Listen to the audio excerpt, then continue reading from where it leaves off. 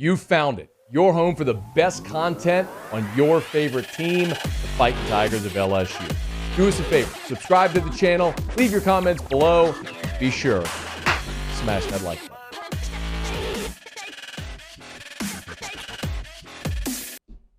So we're in that season where we're about 5 weeks away from SEC Media Days, and at a point in the offseason where you start to see the preseason magazines start to trickle out now that we're in June, and you certainly start to see a lot of college football win totals.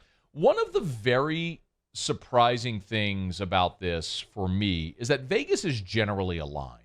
Sometimes you might see a difference in a half a game, a half a game disagreement or something like that with Vegas on certain teams, like if it's 7 or 7.5 is what I mean. LSU is in this very weird, very rare spot where there is a significant gap depending on which sports book you're looking at to see who's projecting LSU's win totals. We have seen already this offseason LSU as low as 6.5 wins and as high as 8.5 wins. A difference of 2 full games is stunning. You just never see that, where it's that wide of a gap for one team, depending on who the odds makers are. But LSU is a very weird team to try to figure out because, as we've talked about, they went into their bowl game with 39 available scholarship players. They had 17 mid-year enrollees. You've got a new head coach who is certainly far more competent than the previous head coach, but there's this whole question about fit and style and everything like that. And then you add the fact that nobody really knows who the quarterback is going to be. Is it going to be Jaden Daniels? Like, does he emerge and take the job, or is it the young guy in Garrett Nussmeier, which would certainly give you a little more of variance in what a win total may look like? Maybe bigger upside long term, but maybe not the safest starting decision now, which I think is why you're seeing that big of a gap. And, Draft Kings, of course, is a partner of ours here on After Further Review. Draft Kings has released their projected win totals for all 131 Division I college football teams. And Draft Kings has LSU at 7 wins. That's where Draft Kings projects LSU. So, again, we've seen LSU as low as 6.5, as high after the signing class and after spring football and adding Jaden Daniels, as high as 8.5. It's a massive gap for LSU, but DraftKings has them at 7 wins for this upcoming season. Let's take a minute here and run through the rest of the win totals for the SEC. I'll give you some perspective or what I think on each of them. Again, this is all courtesy of the DraftKings Sportsbook, looking at the 2022 college football season. So, Alabama, they have at 10.5 wins is the projected total for Alabama. I don't think that that's a great surprise. Arkansas is a little bit of... Can you do double box here, Taylor? We have me and there. Thank you. Arkansas is a little bit of a surprise. They have Arkansas at 7.5. Our buddy Josh Bertaccini thinks that KJ Jefferson's going to win the Heisman Trophy. Certainly, you're not winning a Heisman if you're only winning 7.5 games. But part of that is, part of the issue with Arkansas at 7.5 is certainly going to be this. I don't know what you're asking me. Okay. Taylor's doing this to me. I'm trying. Okay, is that good? This way?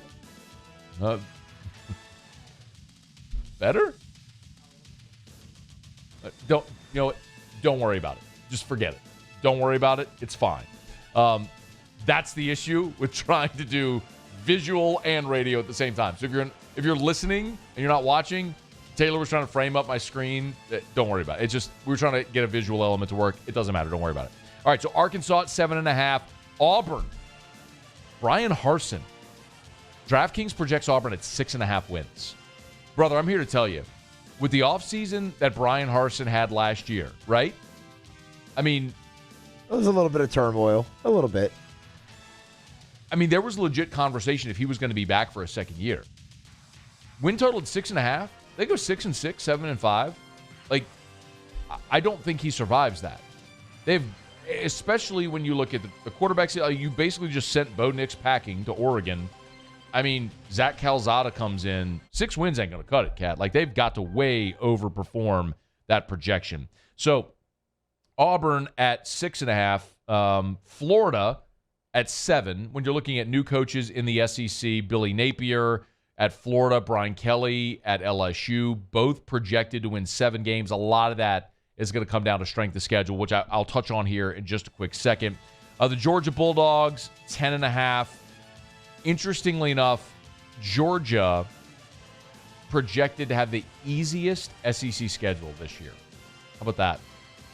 I guess when you play in the East, that's fair. Yeah, you get a lot of Vanderbilt and South Carolina and Kentucky, and if Auburn's no good, you have that game as well on your schedule.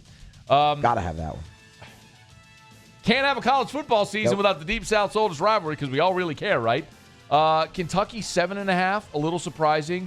Will Levis coming back. He's getting a lot of first-round hype. Will Levis is the Kentucky quarterback. 7.5, I think, 7-8 wins would probably be disappointing for Kentucky. They lost some defensively, though, yeah. They did. Look, they lost a couple of really good offensive linemen as well. Yeah. They lost blue-haired guy that we talked to media days. Kennard. Darian Kennard. Massive human being. Massive human being. Really good offensive line. But they seem to reload. Mentioned LSU at 7. How about the Mississippi schools? Mississippi State, they project at 6.5 wins. So Mississippi State and LSU would kind of be battling at the bottom of the conference there if it played out that way. Ole Miss at 7.5. Are you noticing kind of a trend? Like, there's not a lot of separation with these projections. It's a lot of 6.5 to 7.5, really, for much of the league, except for Alabama and Georgia, which are projected at 10.5. Everybody else is in that really one-game gap.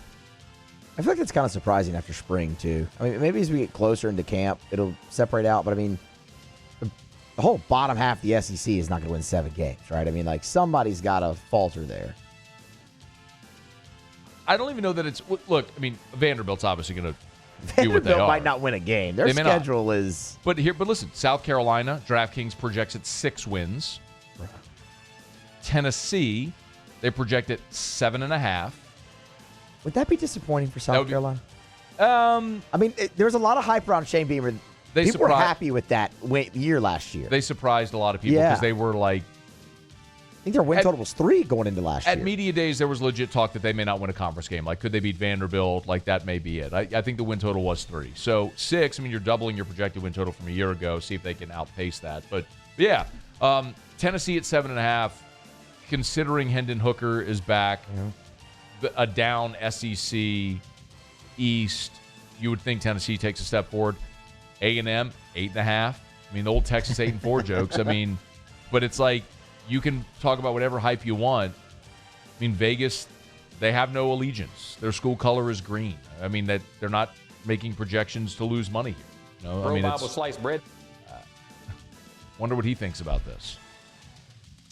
And then, of course, as we mentioned, bringing up the rear, Vanderbilt projected to win 2.5 games, which might be high. Honestly, it might be high. How do you not even win all of your non-con? Like, James Franklin nailed the Vanderbilt scheduling philosophy. Schedule 4 layups. Even for Vanderbilt. Right. Schedule 4 layups, try to win 2 conference games, go to bowl, they'll build a statue. I mean, it's kind of incredible that you can't even win your non-conference They games. won 1 non-conference game last year. I know. It beat Colorado State. That's it. Speaking of the strength of schedule, which we were talking about in the SEC, again, this is projected because, and this is based on win-loss records of a year ago and what is projected for this year. Easiest strength of schedule for the SEC this year, Georgia. Georgia Bulldogs, their schedule includes Oregon, Samford, at South Carolina, Kent State, at Missouri. They're home against Auburn, home against Vanderbilt. Florida's the neutral site game. Home against Tennessee, at Mississippi State, at Kentucky, and Georgia Tech. Their road conference games are South Carolina, Mississippi State, and Kentucky. You want to know why Georgia's going to be projected to potentially repeat. That's why. Their schedule is as easy as it could possibly be. The flip side of that, which is not good news for LSU fans, is Florida has the second easiest schedule. And look, again, part of it is when you're playing in the SEC East, you're going to have this. This is what your schedule is going to look like. Utah, which will be tough. Kentucky, South Florida, at Tennessee, Eastern Washington, Missouri, LSU, Georgia, neutral site, at A&M, South Carolina, at Vanderbilt, at Florida State. So Florida's 3 road conference games are at Tennessee, which could be tough, at A&M, which we'll see, and at Vanderbilt. It's a little surprising, actually, to see them only projected to win 7 games, considering that schedule. The rest of it, Bama, the third easiest schedule. What the hell, man? I know, right? Come on, It's so inverted. But the other part of it is like the other teams have to play them, right? Yeah. Like that's why it works out that way. Like if you're Arkansas, you got to play Bama. Bama plays Arkansas. It's an inverse, right? So does that make sense? No, yeah, Bama isn't on their own schedule, and if you don't play Georgia. For Bama this year, they've got to go. They are playing at Texas, by the way. They're going to crush Texas. They will play Texas. They will crush Texas, but they're at Arkansas, at Tennessee, which I think will be a tough game. They're at LSU and at Ole Miss. I think they have a tough road conference schedule, but we'll see how it all plays out. Then Kentucky 11, Missouri 10, the 10th easiest. Ole Miss 9, LSU 8. They have LSU, so right in the middle of the pack for LSU as the 8th toughest schedule. So right above the middle of the pack. Of course, you had Florida State, Southern, Mississippi State, New Mexico. You're at Auburn, but remember, Vegas has projected Auburn to win 6 games. So at Auburn, Tennessee, at Florida, they're projected to win 7 games. Ole Miss, Bama, at Arkansas, who they got at 7 wins. UAB, and then at Texas A&M, who they got at 8.5 wins. So, your tougher games are at home this year. Tennessee at home is going to be tough. Obviously, Bama at home is going to be tough. I think Ole Miss is going to be formidable this year. Really depending on what happens with the quarterback situation. But Mississippi State, 7. Tennessee, 6, which is why I think Tennessee is a team to keep an eye on. Tennessee's schedule this year, if you're looking for a team maybe to make a move, Hendon Hooker obviously back at quarterback. Ball State at Pitt. Akron, they're home against Florida. They're at LSU. They get Bama at home. UT Martin, Kentucky, they're at Georgia. Missouri, at South Carolina, at Vanderbilt. I would argue at LSU, at Georgia. It's brutal. And they're home against Bama. Can they go 1-2 in those games? They can. They're probably favored every other game. I'm not telling you. Favorite at home over Florida? Huh? Your favorite at home over Florida? Yes. Okay. Yes. Okay. Absolutely. That's okay. It's an interesting one. I have doubts about their defense. I'm with you on Hendon Hooker. I think he's really good. I'm with you on that offense. No, it's just the offense. I'm wearing Tennessee orange today, right? But they lost to Pitt last year because they couldn't stop them. They scored 40-something points in that game but still lost. I'm with you.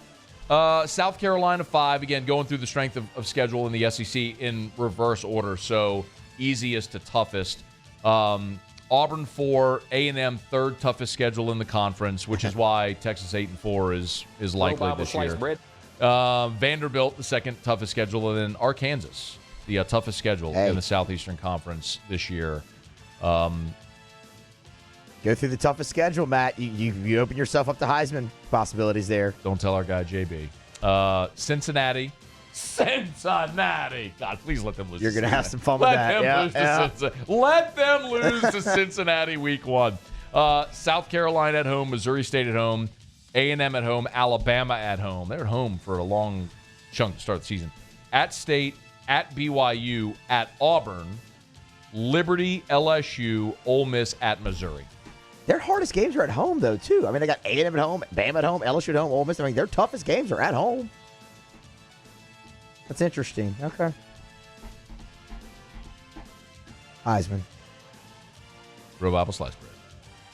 Bro Bible Slice Bread. All right, there you have it. So DraftKings, of course, our partner here on AFR, DraftKings, out with their we are late. Are out with their projected win totals for the 2022 college football season. They've got LSU at 7. Temper those expectations, y'all. Be pleasantly surprised if they go over that number. Hey, thanks so much for watching.